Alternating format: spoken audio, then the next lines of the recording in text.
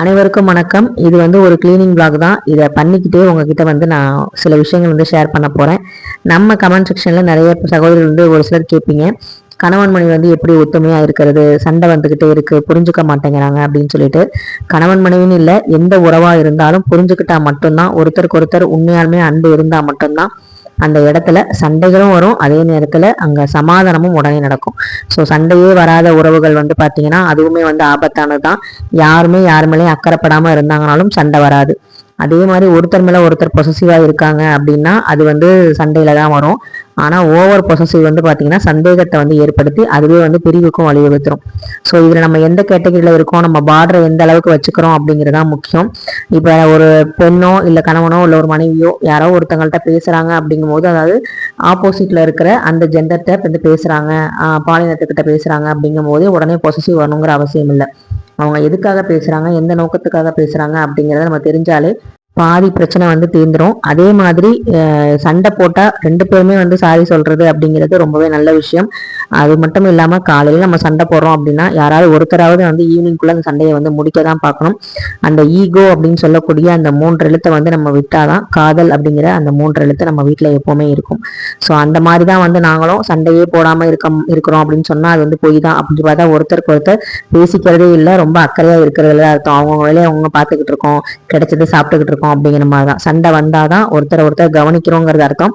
அந்த சண்டை எதுக்காக வருது, எப்படி நம்ம சமாதானம் ஆகிறோம், அந்த சண்டை எப்படி காதலா மாறுது அப்படிங்கிறதா ரொம்ப ரொம்ப முக்கியம்.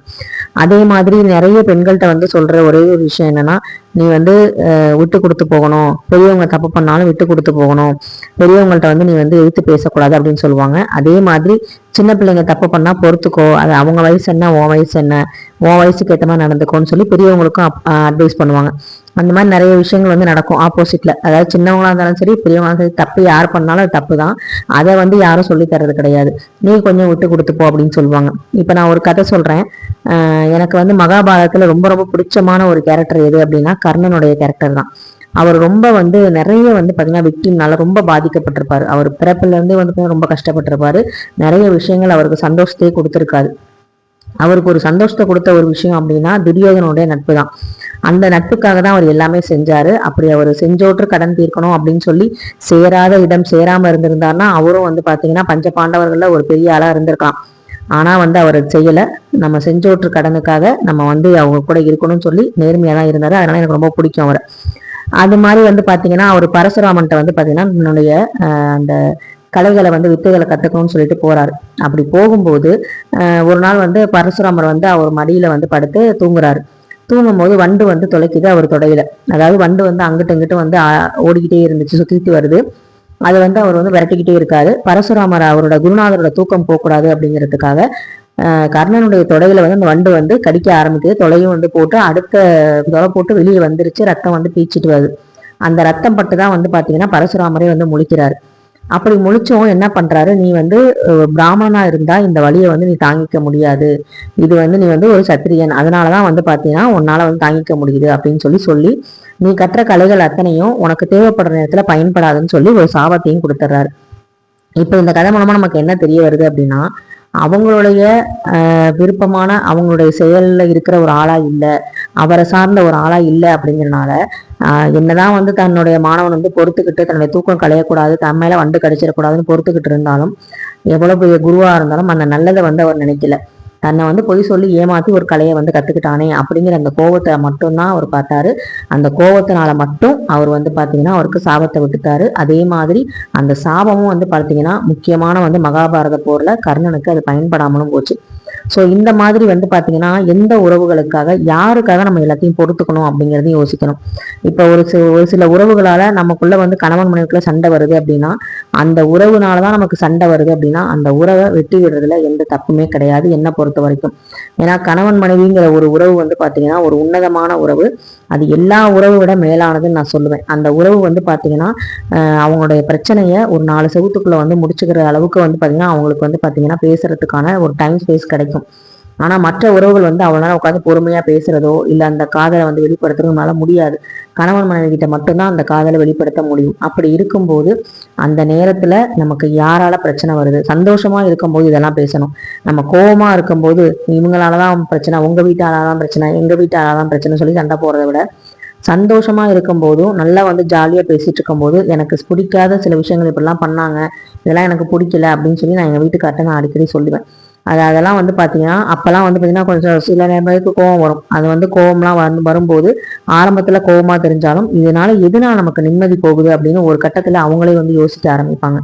அப்படி யோசிக்கும் போது நம்ம வீட்டுக்காக தான் இவ எல்லாமே பண்றா, நமக்காக தான் இவ எல்லாமே பண்றா, ஆனா இவளை வந்து சில பேர் நோகடிக்கிறாங்க, சில பேர் மனசு கஷ்டப்படுத்துறாங்க அப்படின்னு சொல்லி அந்த கணவர் ஒரு பாயிண்ட்ல வந்து பாத்தீங்கன்னா கண்டிப்பா யோசிப்பாரு. அப்படி யோசிக்கிற ஒரு காலம் தான் நம்ம பெண்களுக்கு ஒரு பொற்காலமா இருக்கும். இது எல்லா கணவர்களும் சரி, எல்லா மனைவிமார்களும் சரி யோசிக்கணும். சில பேர் வீட்டுல கணவன்மார்களுக்கு மரியாதை இல்லாம இருக்கும், மனைவிமார்கள் ரொம்ப டாமினேட் பண்ணுவாங்க. அந்த மாதிரி ஒருத்தருக்கு ஒருத்தர் டாமினேட் பண்ணி வாழ்றதை விட கணவரை மகாராஜா மாதிரியும் மனைவி வந்து அங்க மகாராணி மாதிரியும் வாழும்போது ரொம்பவே சந்தோஷமா இருக்கும் அந்த இல்லறம். ஸோ அதுதான் வந்து பாத்தீங்கன்னா முக்கியமானது. இப்போ எனக்கும் வந்து ஜாப் போகணும் ரொம்ப ஆசை. எனக்கு 2 தடவை வந்து இன்டர்வியூ வந்து 40,000 சம்பளம் 30,000 சம்பளம்லாம் போயிடுச்சு. ஆனால் எங்கே கிடைச்சிது அப்படின்னா பக்கத்து டிஸ்ட்ரிக்ட்ல வந்து கிடைச்சிது. நான் அங்கே போயிட்டேன்னா இந்த வீட்டை யார் பாப்பா, குழந்தைய யார் பாப்பா, என் கணவரை யார் பாப்பா அப்படிங்கிற மாதிரி எனக்கு தோணினாலுமே, சரி நிறைய பெண்கள் வெளியே போய் சம்பாதிக்கிறையா அப்படின்னு சொல்லிட்டு நம்மளும் வந்து போகலாம் அப்படின்னு போனாலுமே எனக்கு வந்து நான் காலையில போயிட்டு சாயங்காலம் வரும்போது என் குழந்தை முகத்தை பார்த்தா எனக்கு ஒரு நிம்மதி இருக்கும், என் கணவர் முகத்தை பார்த்தா ஒரு நிம்மதி இருக்கும். அது மாதிரி இல்லாம நான் போய் வெறும் காசை மட்டும் சம்பாரிச்சு அக்கௌண்ட்ல வந்து சேவ் பண்றதுனால என்னுடைய சந்தோஷம் வந்து கிடைச்சிருமான்னு கேட்டா அப்போதையும் நான் சந்தோஷமா இருக்க போறதில்லை. அதுக்கு வந்து பாத்தீங்கன்னா எனக்கு எப்ப வந்து அந்த மாதிரி ஒரு ஆப்பர்ச்சுனிட்டி வந்து வழிவகுக்குதோ, இத்தனை நாள் நான் வேலை பார்த்தேன், இப்போ கொஞ்ச நாள் வந்து வீட்டுல இருக்கேன். ஸோ அதே மாதிரி திரும்ப ஒரு அகைன் வந்து ஒரு ஸ்டார்ட் பண்றதுக்கு ஒரு வாய்ப்பு கண்டிப்பா எனக்கு கிடைக்கும். அதுக்கு வரைக்கும் நம்ம ரெஸ்ட் எடுக்கக்கூடாது, நம்ம பிரெயினை வந்து தூங்க விடக்கூடாது அப்படிங்கிறதுக்காக தான் இந்த மாதிரி யூடியூப் சேனல் ஆரம்பிச்சு நான் வந்து என்னோட ருட்டீன் ஒர்க்களையாவது நம்ம போட்டு நம்ம வந்து அது மூலமா வந்து ஏர்ன் பண்ணலாம், அது மூலமா சில விஷயங்கள் நம்ம ஷேர் பண்ணலாம், நம்ம நிறைய பேசலாம் அப்படிங்கிறதுக்காக தான் இது ஆரம்பிச்சது. ஸோ இதுக்கு வந்து பார்த்தீங்கன்னா மோட்டிவேட்டாக என் கணவரும் இருந்தார். சரி ஓகே நம்ம வந்து வேலைக்கு தான் போவேனான்னு சொல்லிட்டோம். அதே மாதிரி லோக்கலில் கிடைச்சா கண்டிப்பாக வந்து அவரே போக சொல்லியிருப்பாரு. இப்போ வந்து பார்த்தீங்கன்னா பக்கத்து டிஸ்ட்ரிக்ட் நீ போயிட்டு வந்தா, நாமக்கல்லாம் போயிட்டு வந்தா 2.5 மணி நேரம் ஆகும், போக 2.5 மணி நேரம், வர 2.5 மணி நேரம். இப்படி நீ போயிட்டு இருந்தா எனக்கு வந்து பார்த்தீங்கன்னா உன்னோட ஹெல்த் வந்து பாதிக்கும். உன் ஹெல்த் பாதிச்சு அந்த காசை வச்சு நான் ஹாஸ்பிட்டல் செலவு பண்ணுறதுக்கு நான் வந்து உன்னை வீட்டில் வந்து வச்சுக்குவேன். கரெக்டாக வந்து நீ சாப்பிடு, நல்லா இரு, உன்னோட ஆம்பிஷனை வந்து நீ யூடியூப் மூலமாக நீ வந்து உனக்கு ஏர்ன் பண்ணணும்னா அதை வந்து நீ அது மூலமாக பண்ணு, நான் சப்போர்ட்டிவாக இருக்கேன்னு சொல்லி சொன்னார். ஸோ இது இல்லைன்னா அதுங்கிற ஒரு ஆப்ஷன் வந்து எனக்கு கொடுத்தனால எனக்கு வந்து அந்த பேர்டன் வந்து தெரியல. நம்ம ஜாப் போகலை, நம்ம வந்து சும்மா இருக்கோங்கிற அந்த ஃபீல் வந்து எனக்கு கிடைக்கல. ஸோ அதே மாதிரி நம்ம வீட்டு வேலையை நம்ம தான் பார்க்கணும் அப்படிங்கிற ஒரு எண்ணமும் எனக்கு வந்து இருக்கு. அது மட்டும் இல்லாமல் அம்மாவுக்கும் வந்து பார்த்தீங்கன்னா கொஞ்சம் வந்து கண்ணில் வந்து ப்ராப்ளம் இருக்கு. அவங்கள நம்பி ஃபுல்லாக நம்ம வந்து தம்பியை வந்து விட முடியாது. அவங்க ரோடெலாம் வந்து கிராஸ் பண்ணி தம்பியை போய் பஸ் எல்லாம் ஏற்றி விட முடியாது. ஸோ அவங்க சுச்சுவேஷனை நான் பார்க்கணும், அவங்களுக்கு வயசாகுது. ஸோ எல்லாமே வந்து நமக்கு இப்போ எங்கள் மாமனாருக்கே உடம்பு சரியாமல் இங்கே கொண்டு வந்து விட்டாங்க. எதனால விட்டாங்க அப்படின்னா நான் வீட்டில் இருக்கேன், நான் பார்த்துக்குவேங்கனால தான் ஒரு 15 நாள் வந்து எங்கள் வீட்டில் இருந்தாரு, பார்த்துக்கிட்டாரு. ஸோ பணம் மட்டுமே வந்து சந்தோஷத்தை கொடுக்கும் அப்படின்னு நினச்சி எல்லாரும் சொன்னாங்கன்னா அது சுத்தமான போய். பணம் வந்து வேணா நமக்கு ஆடம்பர செலவுக்கு, நமக்கு வந்து தேவையான பொருட்களை வாங்குறதுக்கு உதவும். அத்தியாவசிய பொருட்களை மீறி நமக்கு நிறைய பொருட்களை வந்து நமக்கு வந்து வாங்குறதுக்கு அது வந்து உதவும், இல்லைன்னு சொல்லலை. ஆனா சந்தோஷமா இருக்கிறதுக்கு பணம் தான் தேவையா அப்படின்னு கேட்டா அது வந்து கேள்விக்குறிதான்.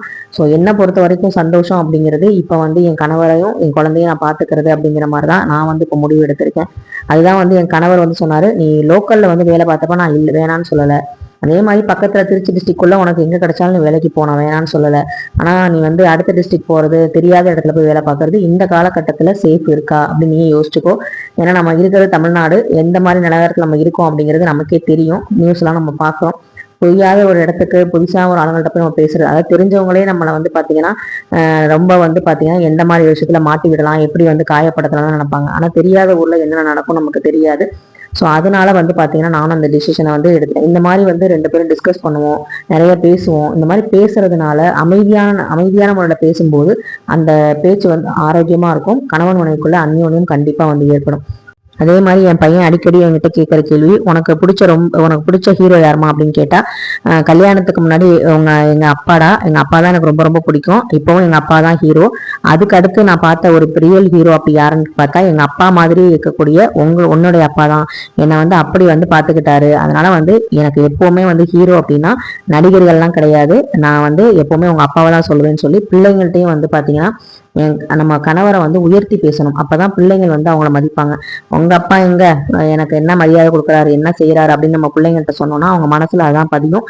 நாளைக்கு வந்து பாத்தீங்கன்னா அதே மாதிரி புருஷன்மார்களும் சரி, பிள்ளைங்க முன்னாடி பொண்டாட்டியை வந்து கொஞ்சம் மதிங்க, மரியாதையா பேசுனீங்கன்னா தான் அடுத்து வர ஜென்ரேஷன் அந்த பெண்களுக்கு வந்து அவங்க வந்து மரியாதை கொடுப்பாங்க. அப்படி கொடுக்கும்போது நல்லா வளர்த்துருக்காங்க அப்படின்னு சொல்லி வந்த பெண்ணும் வந்து பாத்தீங்கன்னா மதிப்பாங்க.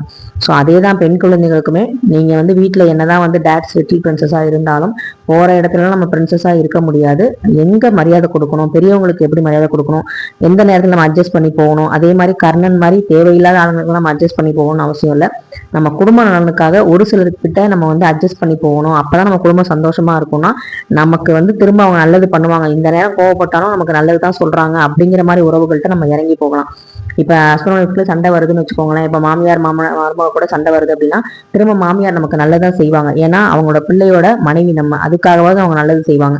ஸோ அவங்கள்ட்ட கொஞ்சம் அட்ஜஸ்ட் பண்ணி போறது தப்பு இல்லை. ஆனா வந்து பாத்தீங்கன்னா சம்பந்தமே இல்லாம ஏதோ உறவுகள்லாம் வந்து நம்மளை வந்து டாமினேட் பண்ணுது அப்படின்னா அந்த மாதிரி ஆட்கள்னால நம்ம வீட்டுக்கு பிரச்சனை வருது அப்படின்னா கண்டிப்பா வந்து அந்த உறவுகள்கிட்ட நம்ம கர்ணன் மாதிரி பொறுத்து போகணும்னு அவசியம் இல்லை. ஒரு சில வீட்டுல மாமியாரே வந்து பாத்தீங்கன்னா பிரச்சனையா இருப்பாங்க. மருமகளை வந்து ரொம்ப வந்து கணவர்கிட்ட வந்து பிரிக்கணும், பிள்ளைகிட்ட வந்து பிரிக்கணும்னு நினைப்பாங்க. ஒரு சிலர் வந்து பாத்தீங்கன்னா மருமக வந்து மாமியாரை ரொம்ப வந்து டாமினேட் பண்ணி குடும்பப்படுத்தணும், பிள்ளைகிட்ட இருந்து அம்மாவை வந்து பிரிக்கணும்னு நினைப்பாங்க. ஸோ இது ரெண்டுமே வந்து தவறான விஷயம் தான். யார் தப்பு செஞ்சாலும் தப்பு தான். ஸோ இந்த மாதிரி ஒரு உறவுகளை வந்து பிரிக்கிறது, அது எந்த உறவா இருந்தாலும் சரி, ஒரு உறவை வந்து பிரிக்கணும்னு நினைக்கிற மனசு வந்து பாத்தீங்கன்னா ரொம்ப ரொம்ப ஒரு மோசமான மனசு. அது வந்து யாருமே வந்து செய்யக்கூடாது. அந்த மாதிரி செஞ்சா திரும்ப அதனுடைய வழி வந்து பாத்தீங்கன்னா நமக்கு டபுள் மடங்கா வந்து கிடைக்கும். அதுதான் வந்து கர்மா. ஸோ அந்த மாதிரி வந்து உறவுகள்கிட்ட நம்ம வந்து ரொம்ப வந்து பொறுத்து போகணும். அப்படின்னா எந்த உறவுகிட்ட நம்ம பொறுத்து போகணும். இப்ப இன்னைக்கு வந்து என் மாமியார் வந்து ஏதோ கோவப்படுறாங்க அப்படின்னா அவங்க நாளைக்கு வந்து என்கிட்ட அன்பா பேசுவாங்க எனக்கு தெரிஞ்சா கண்டிப்பா அந்த கோவத்தை வந்து நான் பெருசா எடுத்துக்காம அவங்க காட்டுற அன்பை வந்து நான் பெருசா எடுத்துக்கலாம். அதே மாதிரி என் வீட்டுக்காரனுக்கு வந்து ரொம்ப டென்ஷன்ல ஏதோ பேசிட்டாரு அப்படின்னா திரும்ப நாளைக்கு வந்து என்ன வந்து தங்கம்னு கொஞ்சினாரு அப்படின்னா ஓகே, நம்ம நேற்று வந்து ஏதோ டென்ஷன்ல வந்துட்டாருன்னு சொல்லிட்டு நம்ம வந்து அதை மறந்துட்டு அடுத்து நம்ம வந்து அட்ஜஸ்ட் பண்ணி போகலாம். ஆனா எந்த நேரத்துல நான் இறங்கி போக மாட்டேன், நான் ஏறிதான் மிதிப்பேன் அப்படின்னு இருக்கிற சில உறவுகள் இருப்பாங்கல்ல, அது யாரா இருந்தாலும் சரி.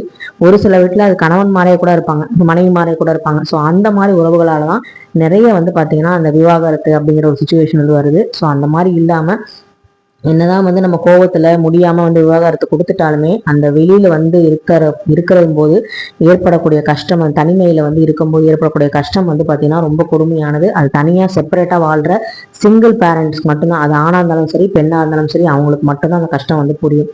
ஸோ அந்த மாதிரி இல்லாம கொஞ்சம் வந்து நம்ம குடும்பத்தை வந்து குடும்பமா கொடுக்கறது தான் இன்பம். அந்த இன்பம் அதுதான் வந்து குடும்பம். அந்த இன்பத்தை வந்து நம்ம எப்படி வந்து வளர்த்துக்கணும் அப்படிங்கிறத நம்ம பார்க்கணும். எல்லா நேரமும் புரட்சி பேசிக்கிட்டு, எல்லா நேரமும் பெண்ணியம் பேசிக்கிட்டு, எல்லா நேரமும் ஆணாதிக்கத்தை செலுத்திக்கிட்டு இருந்தோம் அப்படின்னா குடும்பத்துல வந்து நிம்மதி இருக்காது. அவளும் ஒரு சக மனுஷி, இவரும் ஒரு சக மனிதன். ரெண்டு பேருமே வேலைக்கு போறோம், ரெண்டு பேருமே சம்பாதிக்கிறோம். ரெண்டு பேருமே வந்து பாத்தீங்கன்னா ஒரு வேலை சம்பாதிக்கல, ஒருத்தர் வேலைக்கு போறாங்க, ஒருத்தர் வீட்டை பாத்துக்கிறாங்க. அப்படிங்கும் போது ரெண்டு பேருக்குமே அந்த பரஸ்பர அன்பு, பரஸ்பர மரியாதை வந்து கொடுக்கறது ரொம்ப நல்லது. இது வந்து பாத்தீங்கன்னா புதுசா வாங்கின பிளிப்கார்ட்ல வாங்கியிருக்கேன். பெட்ஷீட் கவர் வந்து ஒண்ணுதான் வந்து நான் யூஸ் பண்ணி துவச்சு காய போட்டு அதே வந்து திரும்ப யூஸ் பண்ணிட்டு இருந்தேன். ஸோ இனிமே வந்து மழை காலம்லாம் வந்துச்சுன்னா நமக்கு அது வந்து ஒண்ணு வந்து வச்சு சமாளிக்க முடியாதுன்னு சொல்லிட்டு நான் ஒன்னே ஒன்று ஆர்டர் போட சொன்னேன். எங்க வீட்டுக்காரர் இது மூணுமே பிடிச்சிருக்குன்னு சொல்லி 3 ஆர்டர் போட்டிருக்காங்க. ஸோ 2 வந்து பிரிக்கவே இல்லை, அப்படியே வச்சுட்டேன். யோகிட்ட வந்து கேட்டேன் சாய்ஸ், படத்தை காமிச்சு எது நம்ம போடலாம் அப்படின்னு சொல்லிட்டு. அவன் வந்து பட்டர்ஃப்ளை வந்து போடலாம் அப்படின்னு சொல்லி சொன்னான். ஸோ ஓகே, பெட்ஷீட் கவர் வந்து புதுசா போடவும் நேற்று அப்படியே ரொம்ப வந்து பெட்ரூம் வந்து ரொம்ப பிரைட்டா இருக்க மாதிரி இருந்தது. எனக்கே ரொம்ப பிடிச்சிருந்துச்சு கலரு. இந்த பெட்ஷீட் கவர் வந்து உங்களுக்கு பிடிச்சிருக்கா அப்படின்னு கமெண்ட்ல வந்து சொல்லுங்க. ஸோ யோகி வந்து எப்பவுமே புதுசு வாங்கினா அவருக்கு தான் ஃபர்ஸ்ட் எல்லாமே அப்படின்னு சொல்லிட்டு ஒரு பில்லோ கவர் வந்து எடுத்துட்டு இது என்னோடது அப்படின்னு சொல்லி அவர் இதை வந்து கரெக்டா பண்ணிட்டாரு. அதே மாதிரி நான் யோகிட்ட அடிக்கடி இப்போ வந்து சொல்ற விஷயம் என்னன்னா, அதாவது ஒழுக்கம் தான் ஃபர்ஸ்ட் முக்கியம். டிசிப்ளினா இரு ஃபர்ஸ்ட், அதுக்கப்புறம் படிப்பெல்லாம் 2ஆம் பட்சம். மார்க் மனப்பாடம் பண்ணா யார் வேணா வாங்கலாம். ஆனா வந்து பாத்தீங்கன்னா ஒழுக்கம் அப்படிங்கிறது நம்ம வளர்ற வளர்ப்புலதான் இருக்கு. அதை வந்து எங்களுக்கு வந்து பேர் எடுத்துக்கொடு அப்படின்னு அடிக்கடி அவன்கிட்ட சொல்லுவோம். ஸோ டைம் கிடைக்கும் போதெல்லாம் எப்பெல்லாம் நல்ல விஷயங்கள் பேச முடியுதோ அப்பெல்லாம் வந்து யோகிட்ட வந்து நாங்கள் பேசிடுவோம். அதே மாதிரி என்கிட்ட இருக்க ஏதாவது குறை இருந்தாலும் அவர் சொல்லுவாரு, அதை கரெக்ட் பண்ணிக்குவேன். அதே மாதிரி அவர்கிட்ட ஏதாவது குறை இருந்தா அப்படின்னா கூட நான் வந்து சொல்லிடுவேன். அதை வந்து அவர் கரெக்ட் பண்ணிக்குவார். ஸோ இப்படிதான் வந்து எங்களுடைய ஹஸ்பண்ட் அண்ட் ஒய்ஃப் ரிலேஷன்ஷிப் வந்து ஒரு ஃப்ரெண்ட்ஷிப் மாதிரி, ஒரு பார்ட்னர் மாதிரி தான் இருக்கே தவிர நீ வந்து மேல் நான் வந்து ஃபீமேல் அப்படிங்கிற மாதிரி ஒரு டாமினேஷனோட போகிறது கிடையாது. ஒருத்தருக்கு ஒருத்தர் இந்த குடும்பத்தை நல்லபடியா நம்மளை நம்பி ஒரு குழந்தைய வந்து இறைவன் கொடுத்துருக்காரு, அவன் நல்லபடியா வளர்க்கறது நம்ம பொறுப்பு. ஒன்ன நான் பாத்துக்கிறேன், என்ன நீ பாத்துக்கோ அப்படின்னு சொல்ற மாதிரிதான் எங்களுடைய உறவு இருக்கு. இந்த மாதிரி உறவுகள் இருந்துட்டா இந்த மாதிரி எல்லா உறவுலையும் ஒரு பரஸ்பர அன்பு, தூய்மையான அன்பு இருந்துட்டா அந்த வீடு நல்ல சுபிக்ஷமா இருக்கும். மகாலட்சுமி மட்டும் இல்லை, எல்லா தெய்வங்களும் அங்கே குடியிருக்கும்.